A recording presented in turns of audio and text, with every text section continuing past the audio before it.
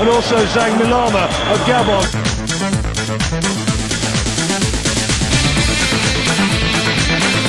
Pierre-Emerick Aubameyang, la frappe et ça.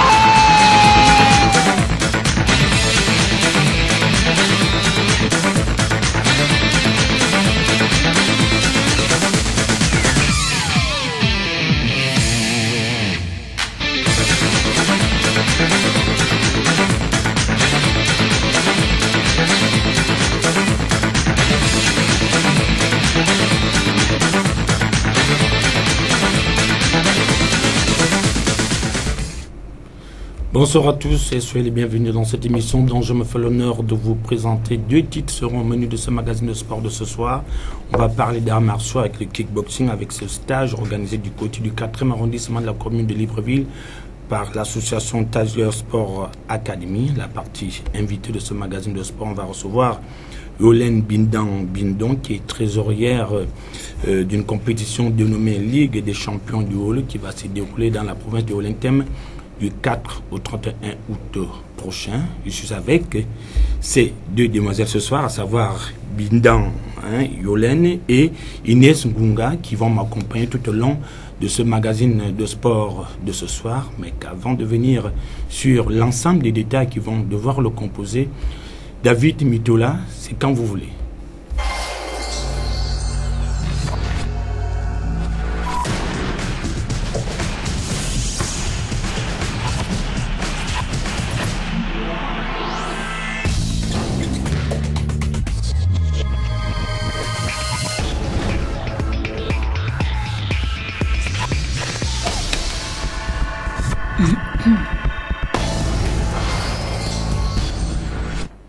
Je voulais annoncer en titre, nous recevons mademoiselle Yolène Bindon, qui est trésorière d'une compétition dénommée Ligue des champions du Haut qui va se dérouler dans la province de Olentem du 4 au 31 août prochain.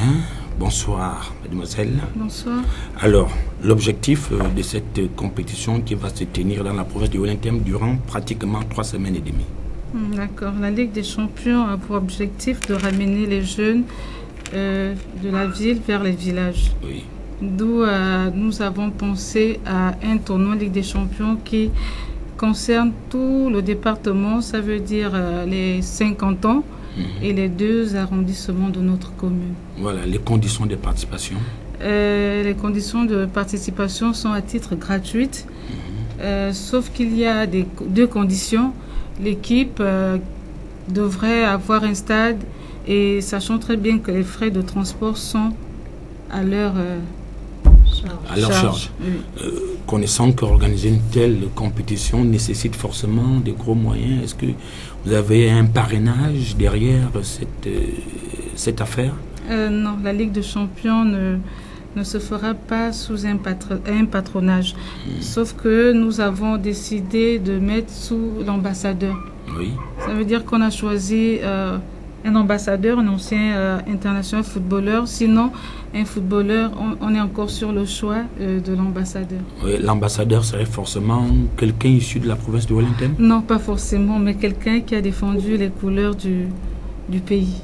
Ah, d'accord. Inès, vous avez une question? Effectivement. Alors, étant donné que nous parlons des finances de cette compétition-là, quels sont les différents sponsors, si et seulement si vous avez déjà entrepris des démarches allant dans ce sens? Nos sponsors... Bon, c'est vrai qu'on a fait des demandes un peu partout à Liberty, Airtel, les maisons de téléphonie mobile, des petites entreprises, des PME un peu partout dans Libreville.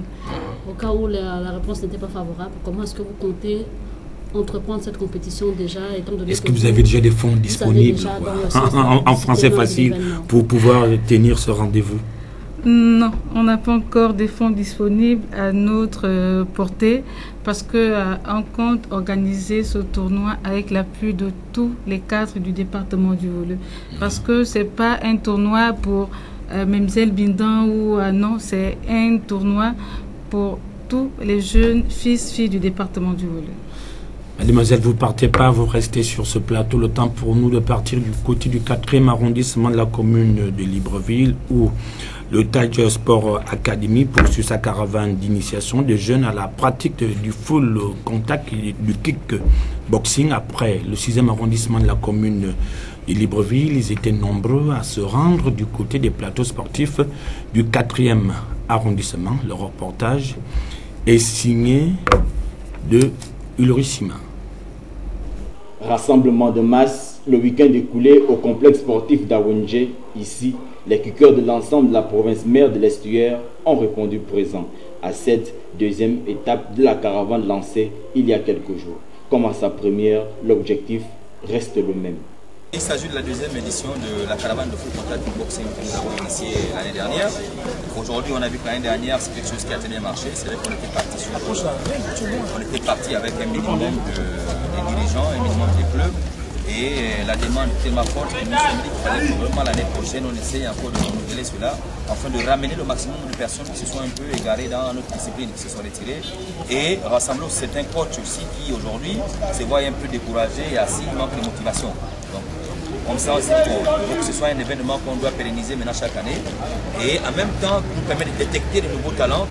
Promouvoir la discipline, mettre en exergue les athlètes est l'un des objectifs inscrits dans l'agenda des organisateurs. Entre autres, les compétitions seront donc organisées avec 10 clubs inscrits. À cette caravane, l'ambiance est au rendez-vous. Présent, nous avons 10 clubs. 10 clubs présents. Les clubs qui existent vraiment, pas des clubs petits, 10 clubs présents qui ont des sièges, qui sont opérationnels. Chacun vient avec son minimum d'élèves aussi qu'il pouvait déplacer. Et ce qui fait qu'aujourd'hui, vous voyez un peu l'ambiance qui est là, comme celle qu'on a d'abord eue la semaine dernière du côté des Nzayon. Faire table rase sur les différends qui existent au sein de la fédération EOLIG est le message lancé ici par Maître Franklin Boulingui, afin que la discipline renoue avec le mieux vivre. Belle initiative du maître Franklin Boulingui, Inès Ngonga-Mambo, vous qui suivez ses activités depuis pas mal d'années déjà, une initiative assez louable pour plusieurs jeunes de la commune de Libreville en cette période estivale. Effectivement, Ephraim, étant donné que maître Boulingui veille à ce que la promotion du full contact et kickboxing se passe dans les bonnes conditions. C'est la raison pour laquelle il a pu initier cette caravane de détection également des talents qui permet un tant soit peu à la fédération d'avoir des hommes et des femmes valides pour défendre valablement les couleurs du Gabon lors des compétitions en temps national qu'international. C'est la raison pour laquelle maître Franklin Boulingui associe également les anciennes gloires de cette discipline et les formateurs également qui se sont joints à lui pour mener à bien cette caravane de détection.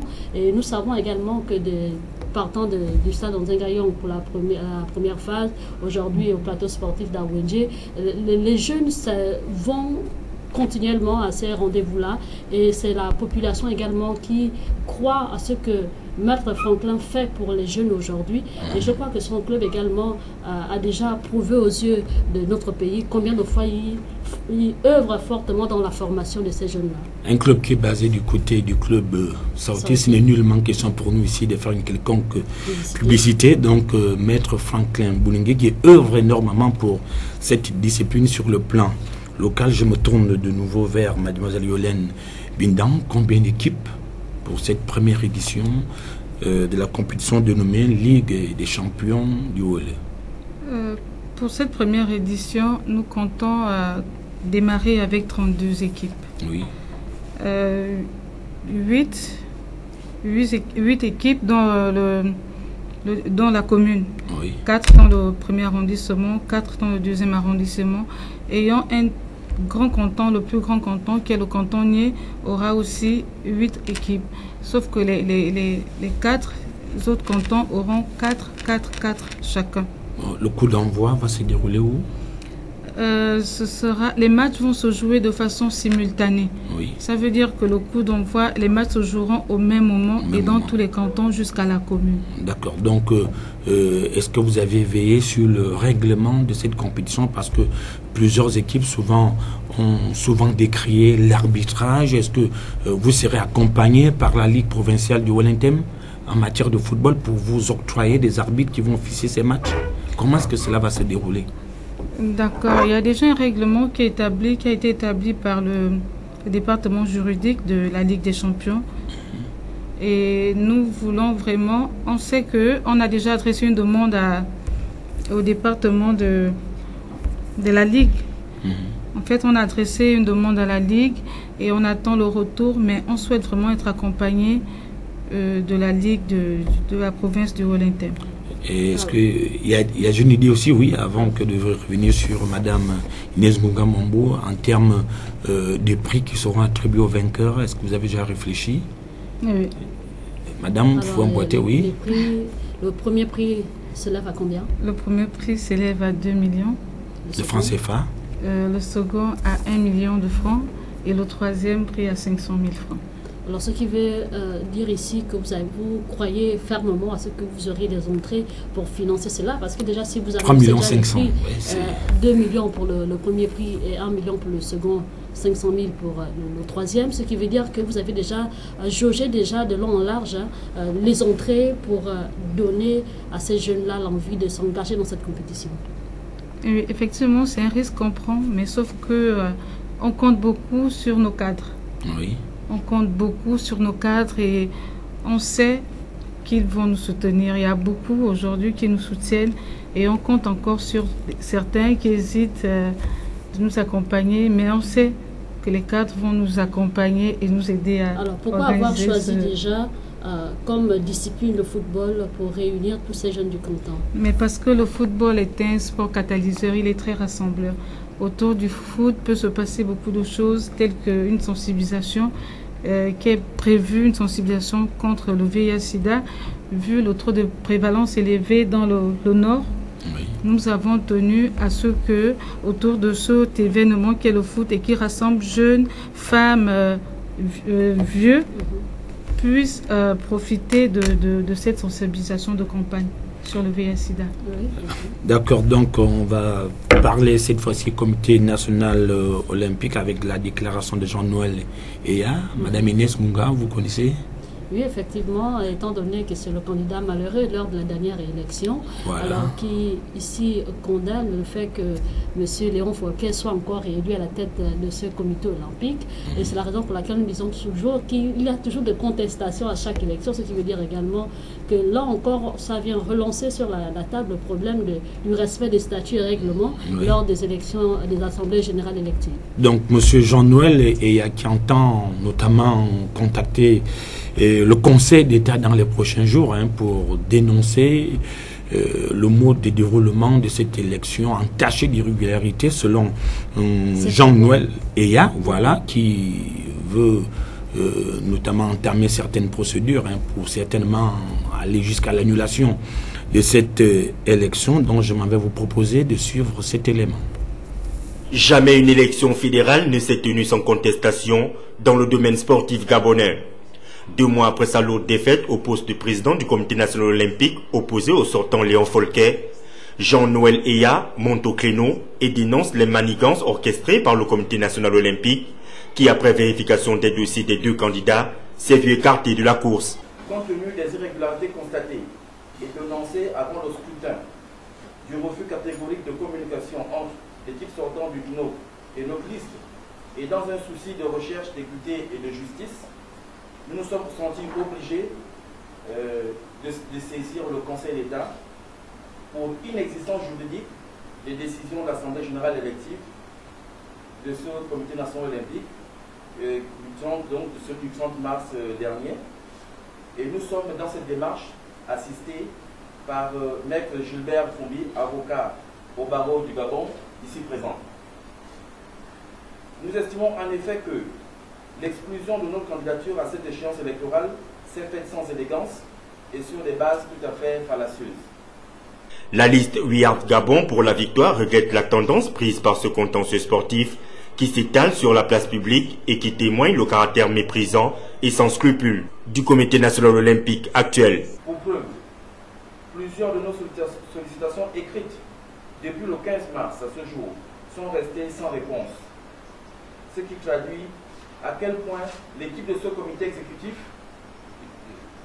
sortant et réélu reste méprisant et sans scrupules. Nous rappelons que l'arrivée par élection de M. Folquet à la tête du comité olympique avait suscité les vifs espoirs en milieu sportif gabonais. Au regard des différents conflits qui nuisent au sport gabonais, et cela dans toutes les fédérations sportives, Il semblerait qu'une poignée d'hommes forts, intouchables car, disent-ils, appartenir à des réseaux d'élite donc proches du soleil, ce qui leur donne le droit d'agir sans crainte au détriment de l'intérêt général des résultats sportifs actuels qui reflètent l'image et les ambitions du groupe dirigeant. Sous ces faits, nous interpellons le ministère en charge de la politique sportive et du sport en général dans notre pays. Le comportement de certains dirigeants sportifs en confisquant les associations qui animent le service public de sport, narguent les pouvoirs publics, galvaudent les intérêts du mouvement sportif et perturbent la vision politique du président de la République qui a fixé le cap d'un Gabon émergent en 2025. Cette situation ne peut perdurer plus longtemps. Selon le candidat malheureux à la dernière élection du 30 mars 2018, M. Léon Folquet devrait être réélu à partir d'un bilan sportif largement plébiscité et d'un projet sportif pertinent qui répond aux besoins du sport gabonais.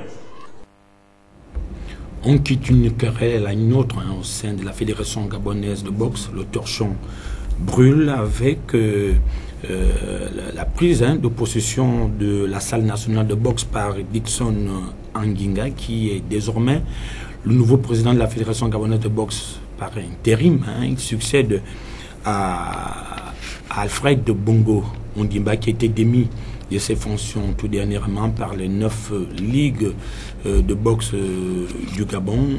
Alfred Bongo Ondimba qui dit ne pas pouvoir suivre ces différentes injonctions. Finalement, il dit il reste à ce poste. C'est lui qui est président de la Fédération gabonaise de boxe. Il a notamment transféré le siège de la fédération à son club Johnson Oukoumé. Dickson Anguinga, qui semble avoir la bénédiction de l'ensemble des présidents des ligues, a pris possession de la salle nationale de boxe. Alors, tout simplement pour dire qu'ici, on ne le dira jamais assez, que les fédérations, que ce soit les présidents fédéraux ici, sont toujours indexés par leurs collaborateurs. Hier encore, on parlait de Maître Sosa Simawango, qui n'était pas le bon dirigeant approprié pour le noble art, oui, de la boxe. Aujourd'hui, on parle d'Alfred Bongo Ondimba. Alors, ce qui veut dire tout simplement qu'aujourd'hui, on se rend compte que ce ne sera pas demain qu'on aura un meilleur président pour les responsables des clubs ou encore des ligues aujourd'hui.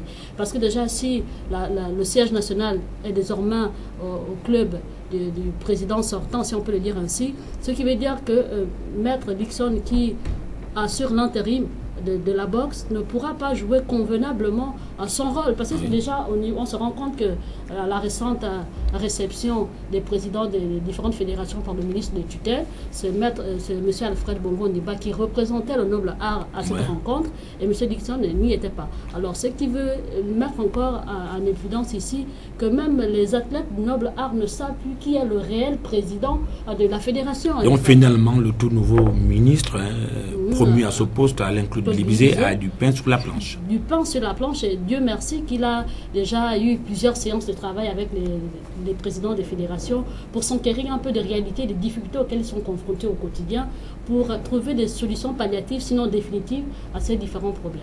Donc on va tout de suite du côté de la salle nationale de boxe où Dickson Anguinga a pris possession de la salle nationale de boxe.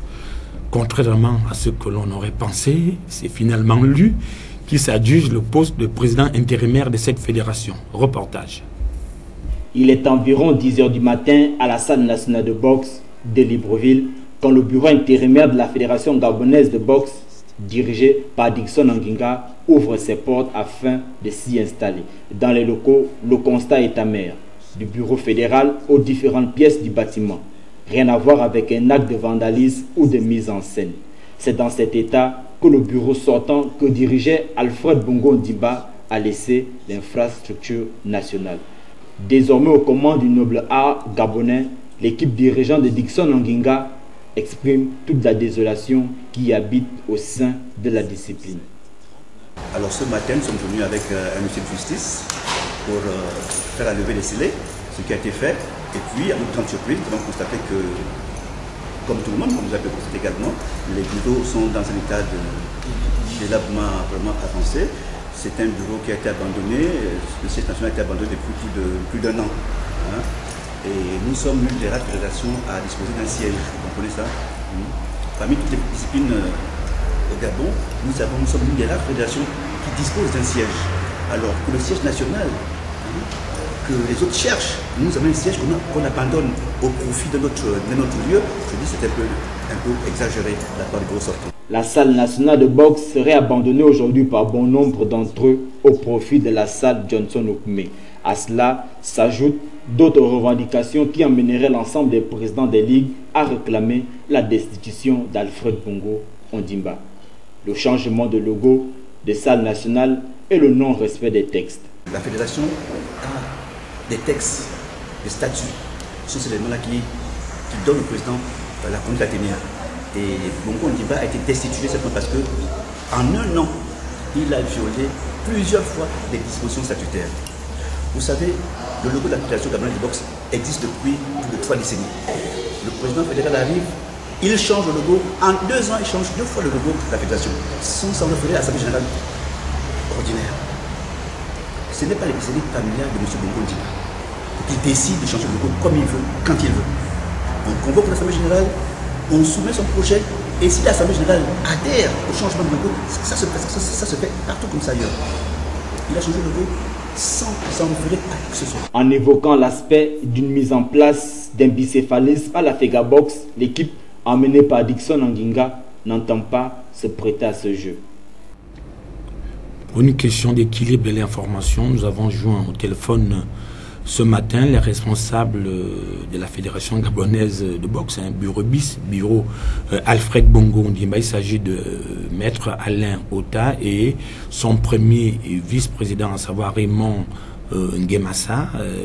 Ces deux personnalités nous ont tout simplement rabroué au nez, donc raison pour laquelle on n'aurait pas leur réaction ce soir. Or, on aurait bien voulu avoir leur part de vérité suite à cet imbroglio qui se déroule du côté de la salle nationale de boxe où deux personnalités s'adjugent le poste de président fédéral, qui est réellement le président de la Fédération gabonaise de boxe, à savoir Dixon Anguinga ou Alfred Bongo Ondimba. Nous n'en savons pas. Certainement, le tout nouveau ministre des Sports aura des choses à nous dire à ce sujet, car plusieurs griefs sont notamment reprochés au président Alfred Bongo Ondimba sur sa gestion de la Fédération gabonaise de boxe depuis 1 an qu'il est arrivé à la tête de cette fédération.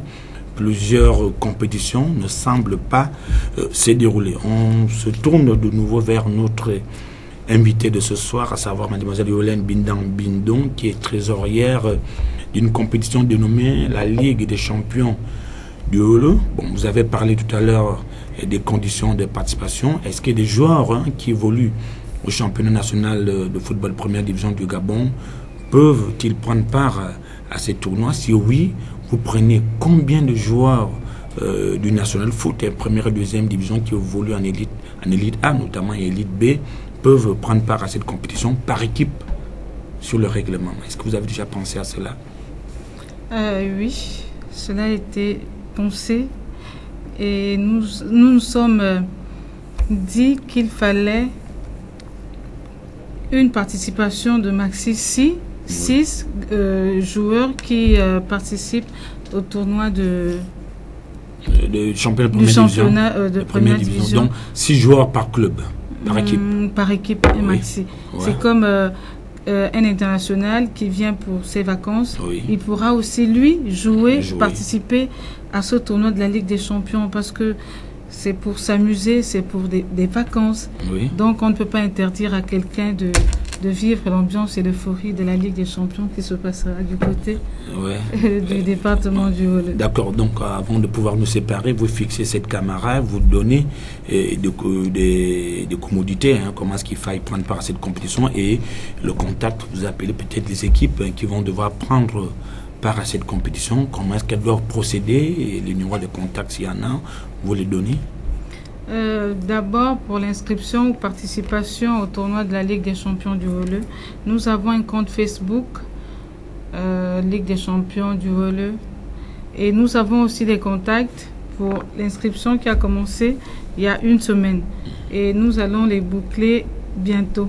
Nous avons le 04 63 14 14. Nous avons aussi le 04 60 86 86.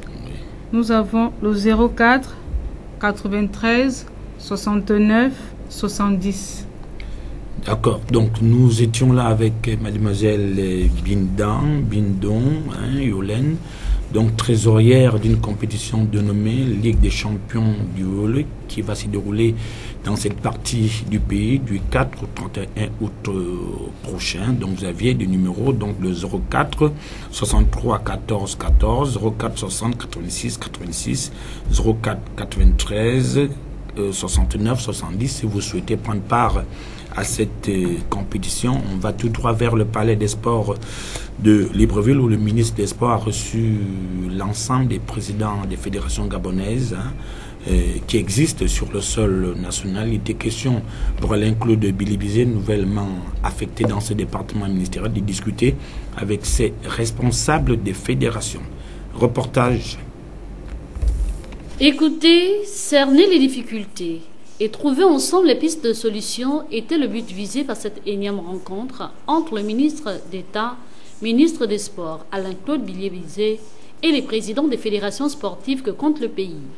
Une initiative saluée par l'ensemble des participants qui laisse entrevoir une lueur d'espoir pour l'avenir du sport en général. Très bonne initiative de la part du ministère, de monsieur le ministre, parce que nous avons pu échanger sur la situation de la fédération de boxe en général et en particulier sur les besoins les plus pressants.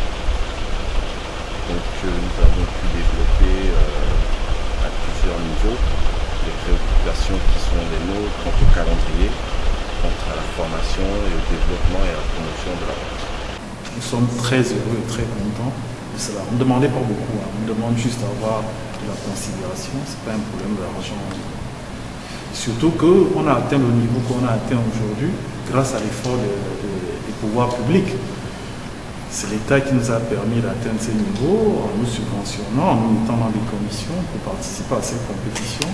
Et nous avons honoré notre pays en ramenant les médailles et nous sortons là très satisfaits. Les problèmes sont quasiment les mêmes dans toutes les fédérations, parmi lesquelles l'absence des sièges, de subventions, pour ne citer que cela. Vous savez que pour la bonne pratique du sport, il faut réunir certaines conditions.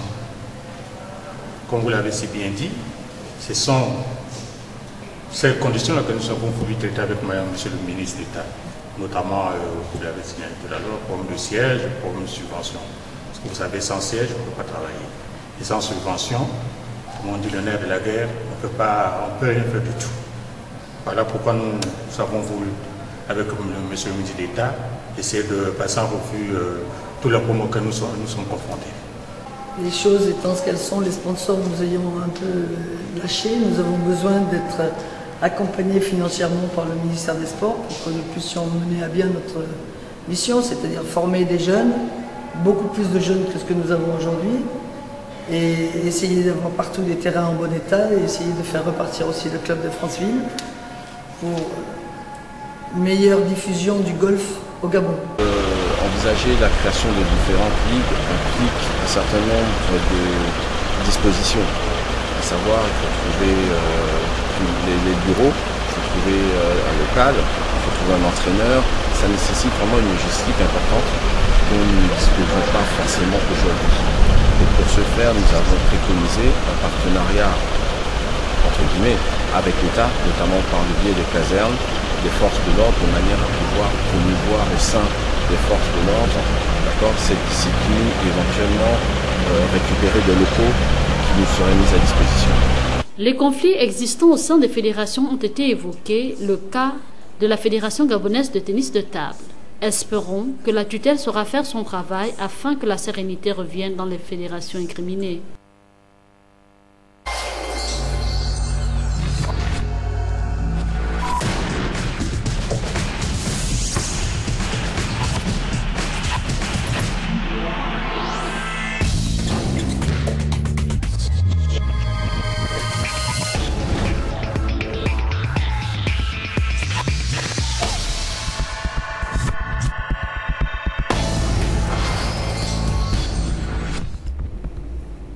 Nous entamons la deuxième partie de ce magazine de sport après mademoiselle Yolène Bindon, qui est trésorière d'une compétition de nommer la Ligue des champions du volley qui va se dérouler du 4 au 31 août prochain. Nous recevons sur ce plateau M. Léon Doutoum qui lui est chargé d'une compétition de marche.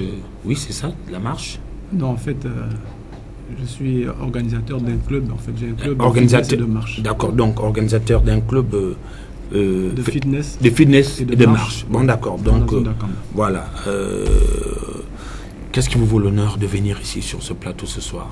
D'abord, je voudrais vous remercier. Oui. Vous remercier de la gentillesse que vous faites de m'accueillir sur votre plateau pour venir présenter mon club de fitness et de marche. Oui. Oui, donc... qui est basé à Kanda? Qui est basé à Kanda. D'abord, pourquoi le choix d'Akanda d'abord? Parce que j'habite à Kanda, j'habite dans le secteur. Ah d'accord, donc vous estimez que le reste de la ville n'a pas besoin de... Si, mais il y en a tellement. Alors, ça se trouve, bon, je suis à Kanda, et puis pour des raisons pratiques, d'accord. J'ai mis en place un petit club, il faut restituer les choses, un petit club pour aider les gens à faire du sport. Oui. Je suis passionné de sport, je suis un ancien militaire, je suis retraité de l'armée de l'air. D'accord.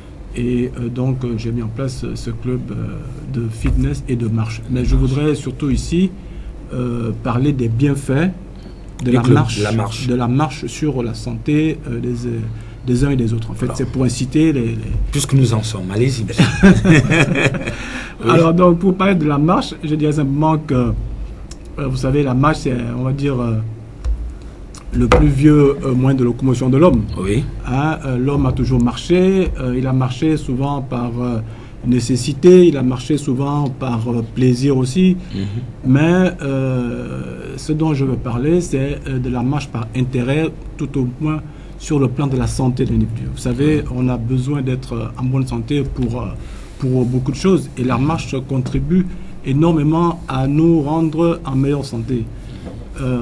Grâce à la marche, vous pouvez résoudre un certain nombre de problèmes. Quand je dis résoudre, c'est peut-être excessif. Je ne suis pas médecin de sport, mais je pense que vous aurez l'occasion d'inviter des médecins de sport ici. Grâce à la marche, vous pouvez atténuer certains problèmes cardiovasculaires. Et vos randonnées, vous les organisez souvent où? Alors, nos randonnées, pour l'instant, nous n'en faisons pas vraiment, parce que le club est en train de se mettre en place, je suis en train de le mettre en place. Mais nous prévoyons les faire dans la zone... en fait, je peux le faire partout, mais mieux dans la zone d'Akanda, parce que la marche est beaucoup bénéfique, est très bénéfique en forêt. En forêt, oui. Parce que vous respirez un air beaucoup pur, plus frais. Vous oxygénez mieux. Vous oxygénez mieux. C'est plus convivial. Il n'y a pas de pollution parce que vous avez très peu de voitures qui circulent. Et donc, nous pensons le faire, je pense le faire de plus en plus vers la zone nord, qui est une zone qui est encore, pour le moment, on va dire, un peu plus écologique que le reste de la ville. Je ne veux pas que chez moi, en Kémo, par exemple. Mais voilà, bon, moi, Inès Ngunga et moi, nous voulons faire de la marche. Comment faire, finalement? Comment faire? Je vais vous dire que tout le monde peut marcher. C'est déjà la première bonne nouvelle. N'importe qui peut marcher à n'importe quel âge. L'OMS, l'Organisation mondiale de la santé, recommande par exemple, pour être en bonne santé, de marcher au minimum 30 minutes par jour. Il y a un slogan que vous connaissez certainement qui est de faire 10 000 pas. Mais 30 minutes par jour, c'est vraiment un minimum que vous pouvez faire, peut-être pas tous les jours parce que bon, on n'a peut-être pas. Mais chacun peut, ce que je veux dire pour répondre à votre question, chacun peut définir son rythme et son programme de marche. Moi, dans le cas de mon club, j'ai instauré, on va dire, mais il faut être régulier. Donc, j'ai instauré 3 jours d'entraînement, on va dire ça comme ça. Les lundis, mercredis et samedi. Lundi et mercredi après-midi, de 17h à 18h30, autour du stade d'Angoundje, dans la Kanda. Et samedi matin, de 7h à 9h. Donc... Alors, Monsieur Léon, on se rend compte également quelle est la particularité de votre club et à quelle catégorie s'adresse-t-il, en termes d'âge, bien sûr. Alors, mon club s'adresse à tout le monde. Comme je disais tout à l'heure, il n'y a pas de... ce qui est bien avec la marche, contrairement à d'autres sports, comme le running, parce que moi je cours un peu plus, comme le foot, comme... la marche s'adresse à tout le monde, aussi bien aux enfants. Vous pouvez marcher avec vos enfants, vous pouvez marcher en famille. Vous pouvez marcher avec vos parents. C'est d'ailleurs conseillé pour les personnes âgées, les seniors. Et de plus en plus, nous avons une population qui est, je vais dire, vieillissante, même si les jeunes sont très nombreux, donc tout le monde peut marcher. Moi, je sollicite des gens qui... En fait, je veux faire de l'accompagnement, je fais du coaching, donc j'accompagne les gens qui n'ont pas souvent, comment dire, l'envie de marcher. Oui. Parce qu'on peut avoir envie, voilà, de marcher tout seul. Donc, celui qui a envie de marcher et qui ne se sent pas bon, il peut se joindre à nous. Et comme ça, on va voir comment on peut rendre cette activité qui est bénéfique pour la santé. Parce que j'insiste là-dessus, en fait, ce sont vraiment les bienfaits de la marche qui est un exercice modéré, mais à pratiquer de manière régulière. D'accord, donc avis à ceux-là qui ont des véhicules, qui passent leur temps à conduire à longueur de journée. Et être assis dans les bureaux. Et être assis dans les bureaux, marcher, vous fera énormément du bien. Nous sommes toujours avec M. Léon Dotum qui vient nous parler ici de la marche. On change d'abord de volet pour aller finalement au Palais des Sports de Libreville où la problématique liées à l'organisation au sein des différentes fédérations sportives sur le plan local cause toujours problème. Le changement du poste à différents ministres au niveau du ministère des Sports par exemple. Blaise Louembe est parti, il a laissé sa place à Mathias Oussibadjo. Mathias Oussibadjo est parti, finalement c'est Alain-Claude Bilibizé. Nicolas Sellé avant, voilà. Donc finalement, ça bouge au niveau des postes ministériels. Les problèmes sont toujours les mêmes. Comment est-ce qu'on fait pour y demeurer finalement, au lieu que cela évolue? Alors, le Caladon change finalement. Alors, on se rend compte, au dire des présidents fédérations, que le problème ici est souvent lié au problème de subventions des différentes fédérations. Les subventions allouées par l'État. Les subventions allouées par l'État ne parviennent pas au président des fédérations. Si ces subventions parviennent, ce n'est pas en totalité. Ce qui fait en sorte que les présidents ont du mal à sponsoriser, sinon à financer les différentes compétitions et mieux préparer également les athlètes par rapport aux compétitions nationales et internationales. Il y a également le problème du non-respect des statuts et règlements par les présidents des fédérations lors des assemblées générales électives, ce qui fait en sorte qu'on enregistre toujours des problèmes au niveau de ces différentes fédérations-là. Est-ce que ces fédérations, bien qu'elles soient subventionnées par l'État, ça fait un bon nombre d'années que plusieurs de ces fédérations ne sont pas subventionnées, est-ce qu'elles ont souvent le droit de rendre compte au ministère des Sports après l'utilisation des dits fonds finalement? Parce qu'on se rend compte que une fois l'État finance ces fédérations, les sportifs demeurent identiques à eux-mêmes, ils se plaignent d'un certain nombre de choses non concrétisées. Finalement, est-ce que le ministère a un droit de regard dans la gestion de ces fonds? Le ministère a bel et bien un droit de réponse, Ephraim, sur la gestion de ces fonds, étant donné que quand l'État débloque un certain montant pour donner aux fédérations, c'est parce que l'État a le souci de voir le sport évoluer sur le plan national et aussi international, et surtout compte également sur ces jeunes-là, ces athlètes qui vont défendre les couleurs du Gabon.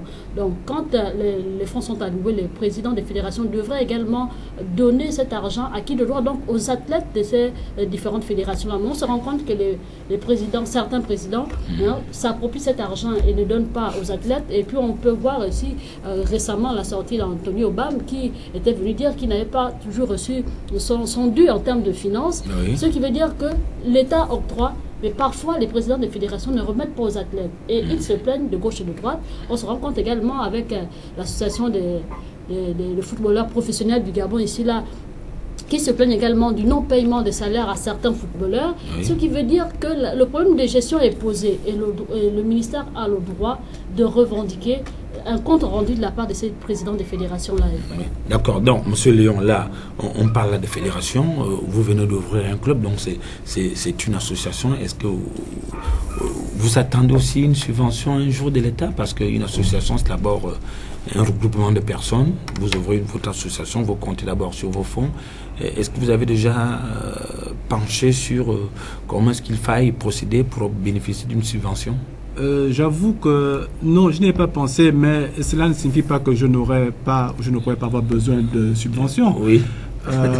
Mais ce que je peux dire seulement comme ça, c'est que je déplore, comme tout le monde, un peu ce micmac-là qui existe au sein de certaines fédérations. Moi, je pense que les nouvelles autorités vont tout faire pour essayer de ramener un peu plus de sécurité. Nous avons besoin de pratiquer le sport en toute sénérité. Parce que pour nous, enfin, je parle pour moi, le sport, vous savez, si vous n'êtes pas en santé, le sport permet, j'écoutais la jeune dame qui est passée bien avant moi, elle va organiser une compétition au mois d'août, ça permet de fédérer les gens, ça permet d'apporter au niveau des villages un peu plus de joie, de gaieté, de plaisir.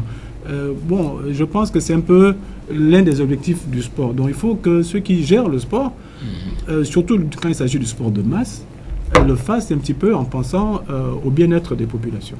D'accord, donc on va tout de suite aller du côté du Palais des Sports de Libreville, suivre ce droit de regard de notre rédaction sur le mode de fonctionnement de certaines fédérations sportives qui très souvent, depuis un bon nombre d'années, ne sont plus subventionnées. Le regard est signé du Lurich-Sima. Le changement de patron au ministère des Sports depuis 5 ans n'a pas réussi à trouver des mécanismes permettant de faire éclore le sport dans notre pays qui descend vers le tunnel. 90% des fédérations cadrent leurs activités entre 3 provinces, à savoir l'estuaire, le Goué maritime et le Haut-Ogoué, oubliant que le Gabon contient 9 provinces. Cette logique ne respecte pas les conditions qui poussent le ministère de tutelle à accompagner financièrement ces entités qui ont véritablement pour rôle de participer à la mise en œuvre des missions de service public relatives au développement et à la démocratisation des activités physiques et sportives à travers le territoire. Le nouveau ministre des Sports et sa déléguée, nommée depuis moins d'un mois, veulent prendre le taureau par les cornes après avoir réussi à trouver une solution pour relancer le championnat national qui était arrêté depuis 3 mois. Le ministre Alain-Claude Bilévisé et sa déléguée Laetitia Diwekou ont entamé une série de rencontres avec tous les bureaux des fédérations sportives afin de voir plus clair sur les différents malaises qui mettent au point mort le sport gabonais. Pendant ces audiences, le problème de subvention a été la copie des doléances présentées par toutes les fédérations qui depuis 4 années ne perçoivent pas ce budget qui permet la réalisation des activités de ces associations. Les ministres ont promis de soutenir toutes les fédérations pour l'accomplissement de leurs activités. Mais une équation reste à résoudre, celle de l'utilisation des moyens qui sont souvent dégagés par le Fonds national pour le développement du sport. Ces dizaines, voire centaines de millions prennent souvent des directions inconnues, privant des véritables bénéficiaires que sont les athlètes. Nous restons sur la même lignée, donc des failles qui sont aussi observées et constatées dans la gestion de plusieurs fédérations sportives. Beaucoup sont notamment en manque d'infrastructures sportives. C'est le cas du tennis sur court, qui, bien que bénéficiant de plusieurs cours du côté de Mindoubé, voilà, de Mindoubé. Donc ces cours, malheureusement, sont dans l'herbe, dans un piteux état en ce moment.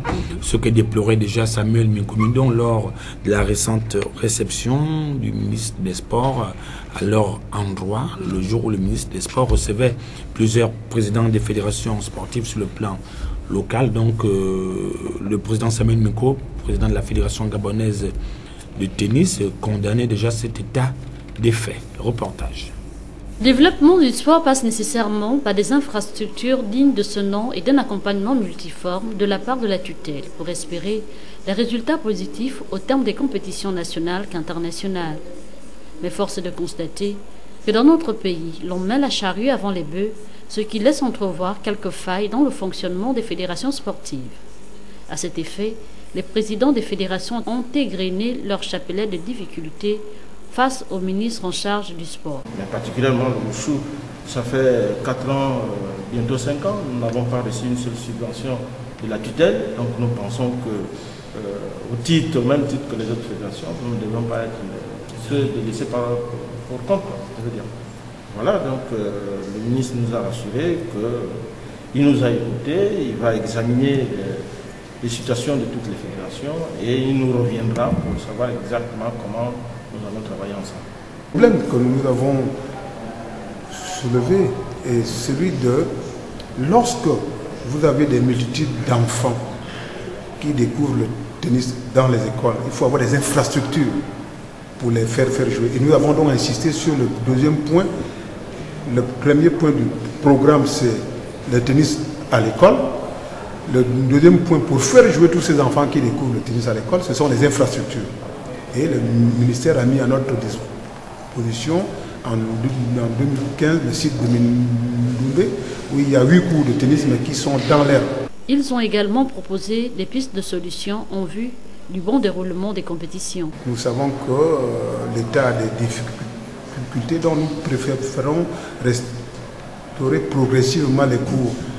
Nous sommes en 2018, si on peut restaurer 2 cours sur 8, en 2019, 2 cours ainsi de suite, pour que, en fin de cycle, nous ayons restauré les 8 cours.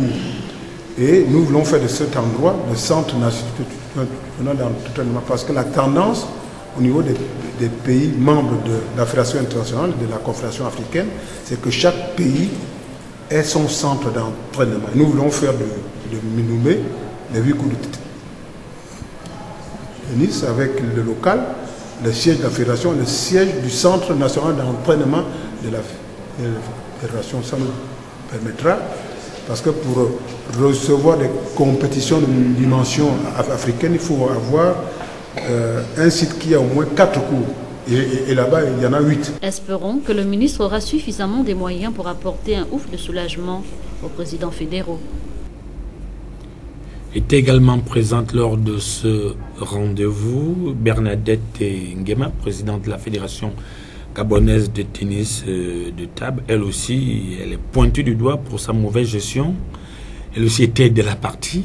Effectivement, elle était de la partie et elle n'est pas passée sur le dos de la cuillère en dénonçant également ses détracteurs, étant donné que ses collaborateurs qui autrefois étaient avec elle, soutenaient sa politique de gestion au niveau du tennis de table, se sont mis à l'écart tout en condamnant également sa façon de gérer aujourd'hui, qui autrefois était soutenue par ces derniers. C'est la raison pour laquelle elle est montée au créneau pour dénoncer ces faits et ces agissements de la part de ses anciens collaborateurs. Mais jusqu'aujourd'hui, la Fédération gabonaise de tennis de table n'a pas de siège. Effectivement, elle a évoqué également... Lorsqu'on sait que dans un passé récent, elle a transformé son domicile en siège de fédération. Elle a justifié cela lors de la rencontre également avec les journalistes qui l'ont posé des questions par rapport au fonctionnement de la fédération de tennis de table. Alors elle a pu également dire qu'on l'accusait de la mauvaise gestion et qu'elle gardait le tennis de table pour elle-même et en empêchant également la tenue de l'Assemblée générale élective pour céder sa place, ce qu'elle a condamné d'ailleurs devant nos caméras en disant que ce sont ces détracteurs qui aujourd'hui condamnent, étant donné qu'on a dit qu'elle n'avait pas remis les financements. Or que ses anciens collaborateurs, anciens vice-présidents également, avaient pris cet argent sans pour autant donner à qui le droit. Alors elle s'est justifiée. Nous allons tout simplement vous proposer d'écouter la présidente du tennis d'État, Mme Bernadette Nguema. D'accord, donc on va laisser l'opportunité aux téléspectateurs qui nous regardent présentement de découvrir la réaction de Bernadette Nguema, présidente de la Fédération gabonaise de tennis de table. Et je remercie sincèrement le ministre parce que je sais que nous allons travailler et lui-même découvrira petit à petit qu'est-ce qui mine la Fédération de tennis de table. Aujourd'hui, on se retrouve avec une fédération qui est gérée par la main invisible, dont l'entraîneur démissionnaire. Je peux vous dire ceci, le DTN actuel, c'était mon secrétaire général de la Ligue de l'Estuaire. Le président de la Ligue actuelle, c'était mon vice-président de la Ligue de l'Estuaire. Et tout le monde au ministère croit même que c'est Léon qui était le président de la fédération. Donc, moi, je suis venu pour accomplir une mission. Mais si lui, il veut reprendre cette fédération, moi, je suis surprise aujourd'hui d'apprendre que je vais bloquer le tennis de table. 2 fois l'élection a échoué. On n'a jamais donné le chèque que le Pépin Moulongué est allé déposer à la direction générale. J'en ai 20. Mais moi, j'ai donné des espèces, la liquidité. Et aujourd'hui, ce sont ces mêmes personnes qui ont retardé les 2 élections. On envoie la lettre, on a transmis les dossiers, on a transmis tout. Mais on m'appelle à la dernière minute que Pépin avait remis un chèque impayé. La deuxième fois, on se retrouve tous, j'ai l'union à la maison.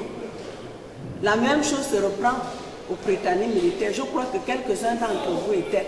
Et je me suis exprimé.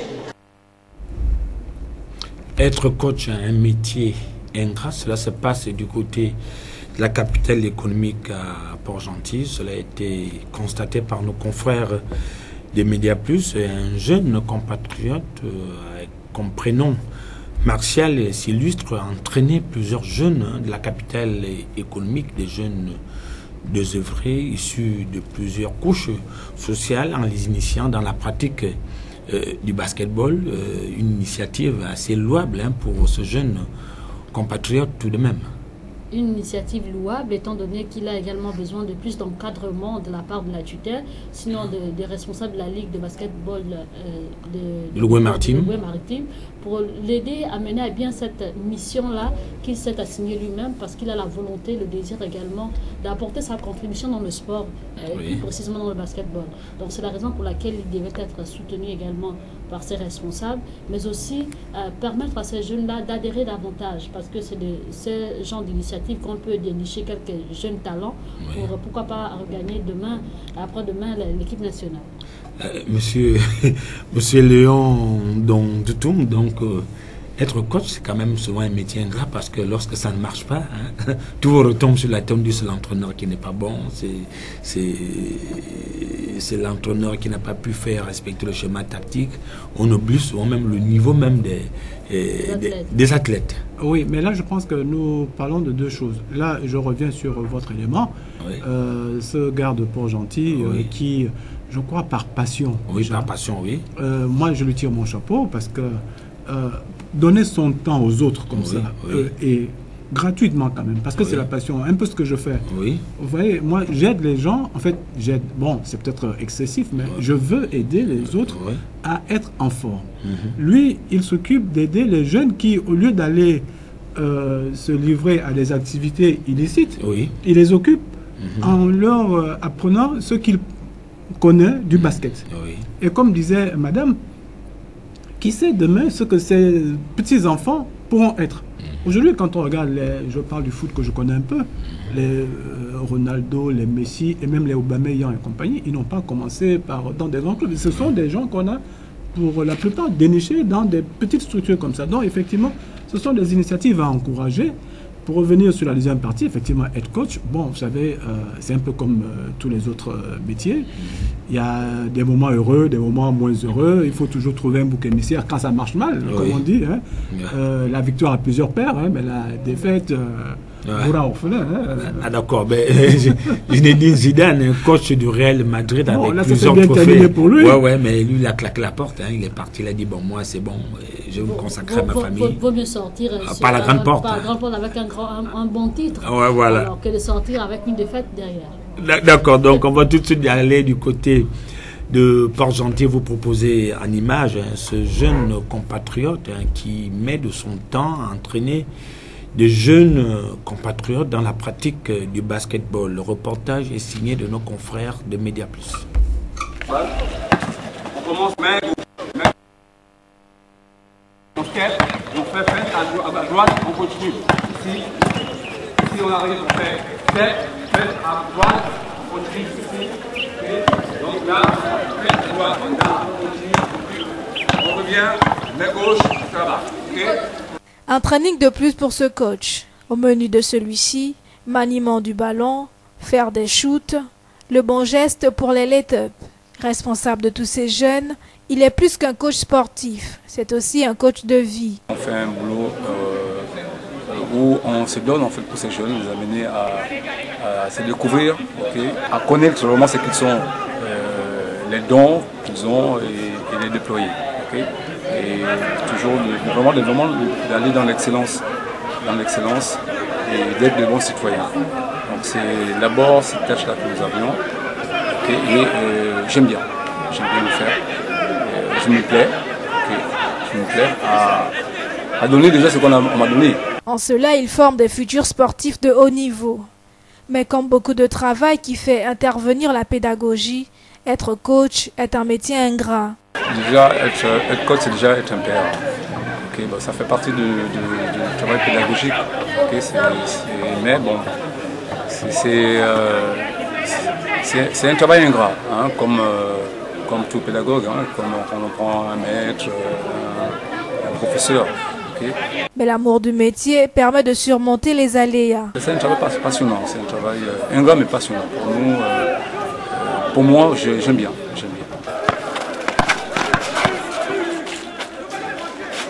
On y va. Je te dis sympathique, mais si c'est le meilleur. Pour les Kembo, quoi? Tu dis n'importe quoi. Tu n'as pas vu l'action de Cristiano le week-end dernier?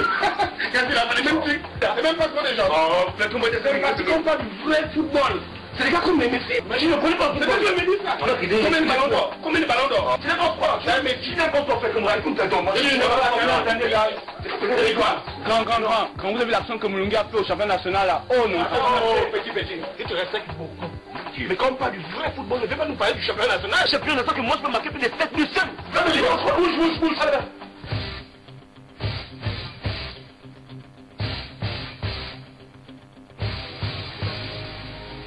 Les gars, il n'y a qu'un problème. C'est vous qui parlez mal du championnat national. Vous allez voir, c'est ce jour. Quoi? Eh Big, si c'est le Big, on m'a piqué.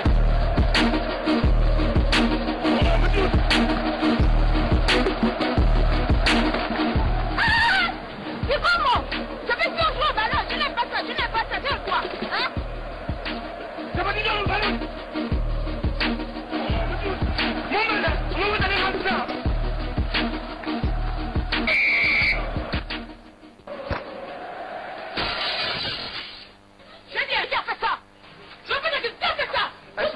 Excusez-moi, madame. Excusez-moi, quoi? Madame, pardon.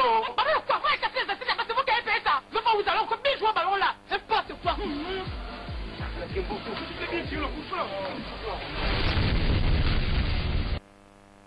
Après cette belle transition humoristique qui nous amène tout droit vers la pratique du football direction, le 6e arrondissement de la commune de Libreville, où se sont déroulées les finales de la Coupe de la Ligue, et entre guillemets Bureau Ahmed Mombo. La finale de cette compétition opposait le CSL face à Académie Pierre-Emerick Aubameyang. Le CSL l'a remporté au finish dans l'épreuve des tirs au but. Reportage Mouskouni Ngolomba. Un énième sac pour RCL après celui obtenu il y a une semaine dans ce même stade. Mais celui-ci, il le doit à son portier Aboubacar Sibabi, qui détourne un second penalty et qualifie son équipe à la montée en 2e division professionnelle. Après une longue saison extrêmement difficile, parce que le championnat, il faut reconnaître que le championnat de 3 cette année était assez soutenu et régulier. Et donc, la preuve aujourd'hui, les garçons, ils ont un peu souffert parce qu'il y avait beaucoup de blessés. On a dû mettre des tampons à cette perf pour qu'ils viennent jouer. À la fin, comme vous dites, que du bonheur. Mené à la mi-temps 1-0, l'Académie PA réagit à 20 minutes de la seconde période. Mais l'épreuve des tirs au but lui a été fatale. La mi-temps aussi c'était pas mal. On a essayé de jouer au football, on a posé le ballon. Et puis après, c'était déjà difficile de prendre ce but-là et tout en fin de première période. On a le mérite de revenir et tout. Et puis après les pénaltys, bon, c'est un peu qui tout double. Donc voilà, je pense que cette équipe-là mérite aussi cette victoire-là parce qu'elle a fait un bon championnat. Donc c'est que la cerise sur le gâteau pour eux, quoi. La finale de la Coupe de l'Estuaire s'est tenue dans une ambiance chaleureuse avec un public qui était au rendez-vous. Le trophée de champion a été remis par le représentant du parrain Jean-Marie Ogandaga, qui a mis les petits plats dans des gants pour la bonne marche de cette finale qui a annoncé toutes ses couleurs. Justin Jaurès Gombe, c'est un jeune entraîneur, moins de 20 ans. Ce jeune entraîneur encadre déjà plusieurs jeunes de la capitale gabonaise. Je vais vous proposer un élément qui illustre son travail au sein d'un club de la place. Yasser Nicolandon. Au Gombe, Justin Jaurès, de son vrai nom, né en 2001, aujourd'hui âgé de 17 ans, passionné du sport du football, en particulier le coaching, l'homme se lance très jeune afin de vivre son rêve. Le rêve de mettre à la disposition de la jeunesse le don et les qualités qu'il possède. Détenteur d'une licence CECAF, la jeune pépite gabonaise vivra son premier baptême de feu au jardin de football du Gabon, puis un bref passage à l'Asval. Moi, c'est M. Ongomé Justin Jaurès. j'entraîne dans le football avant. Si j'ai commencé à entraîner, c'est parce que d'abord j'avais la volonté de pouvoir entraîner. Et puis il y a plusieurs personnes qui m'ont... Le président du club, M. Nyambapé, que je remercie beaucoup, qui m'a payé mon premier stage d'entraîneur FIFA. Il y a aussi certains entraîneurs du club aussi qui aujourd'hui évoluent dans les clubs français, comme M. Abedi et M. Fortuné qui est ici au Gabon. Vivant dans le 6e arrondissement de la commune de Libreville, Justin Jaurès, Benjamin de la famille, scolarisé. J'essaie de faire un planning des heures de cours, entre des heures de cours et des heures d'entraînement. Je veux dire, c'est une vie surchargée. Un exemple encouragé, sortir de l'ombre et se mettre en exergue sur le plan national est l'une des missions inscrites dans son agenda. Les regards sont désormais tournés vers les instances dirigeantes du football national pour qu'enfin le rêve de Ngombe Justin Jaurès se réalise.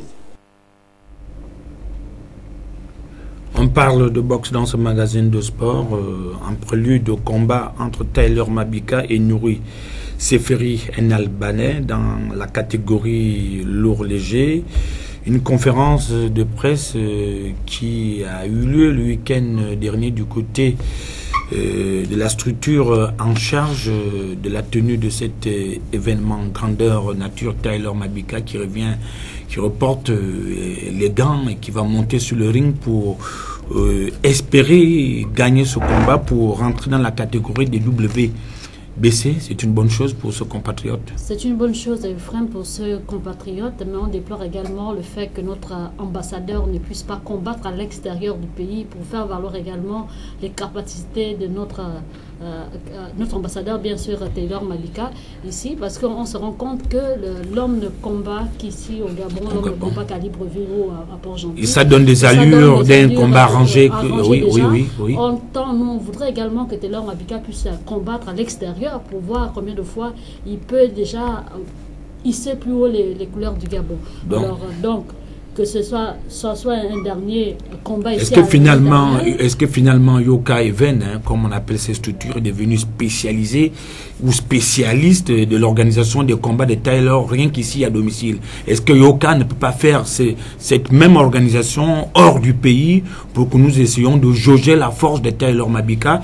Parce que là, nous relayons ce que pensent plusieurs téléspectateurs. Ça donne des allures, des combats arrangés.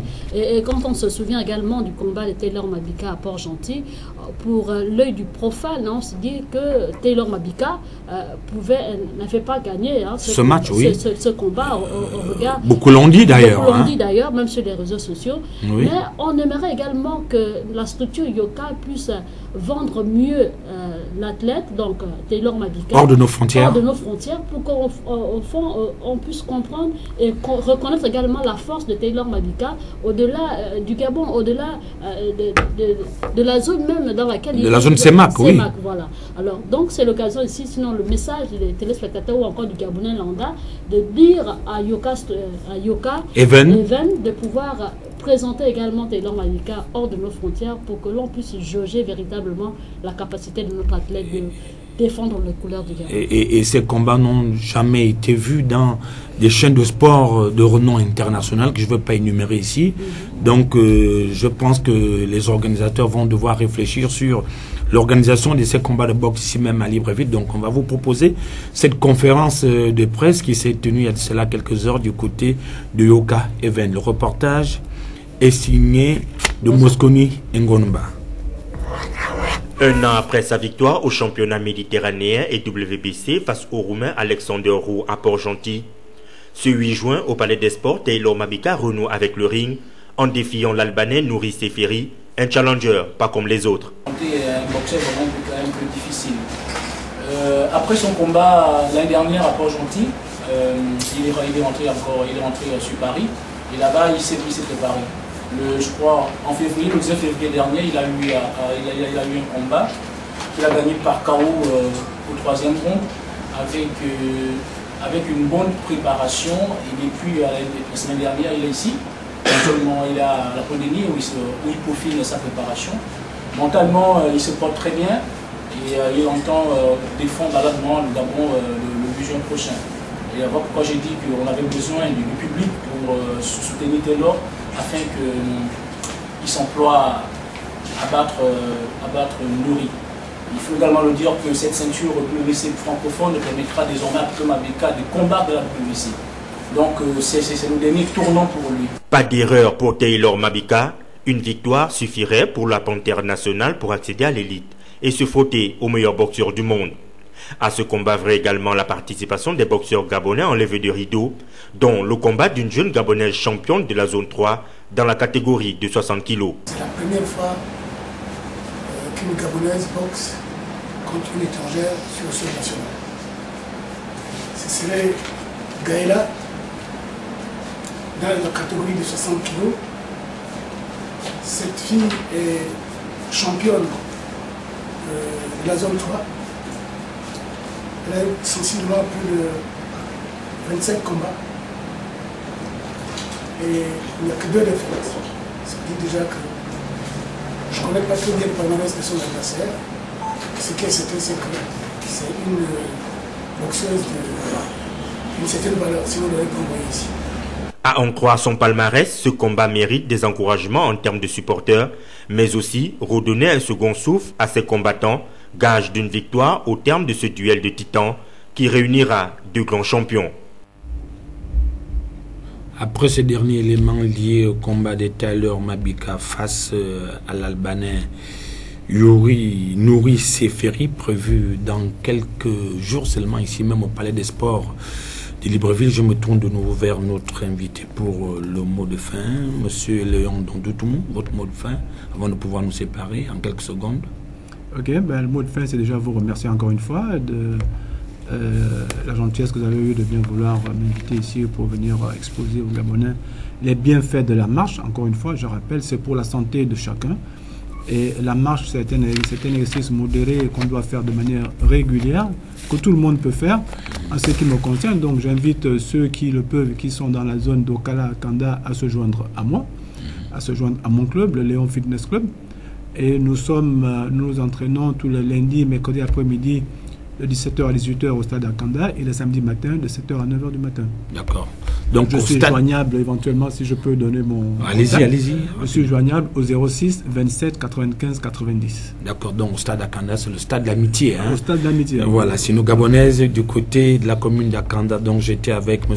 Ndondoutoum Léon, juste au centre de votre petit écran, juste à votre droite, hein, donc à la gauche. Hein? Donc Madame Inès Ngunga Mambo qui m'accompagnait ce soir sur ce plateau. L'équipe technique était composée de David Mitola à la régie, les cadres par Fleury Assondo, Bertrand Koumili Kandoumba, l'infographie par Guy Placide Ibouang, donc toute l'équipe, y compris moi-même. On vous donne rendez-vous pour la semaine prochaine. Certainement, vous allez retrouver Inès Ngunga Mambo qui va vous entretenir lundi prochain lorsqu'il sera 21h. Bonsoir et à très vite. Bon confort d'écoute sur les programmes de TVS, la chaîne qui voit toujours plus loin. Bonsoir.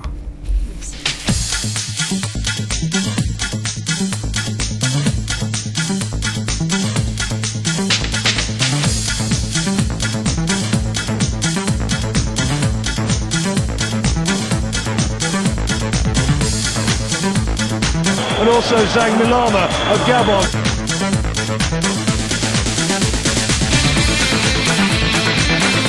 Pierre-Emerick Aubameyang, la frappe et ça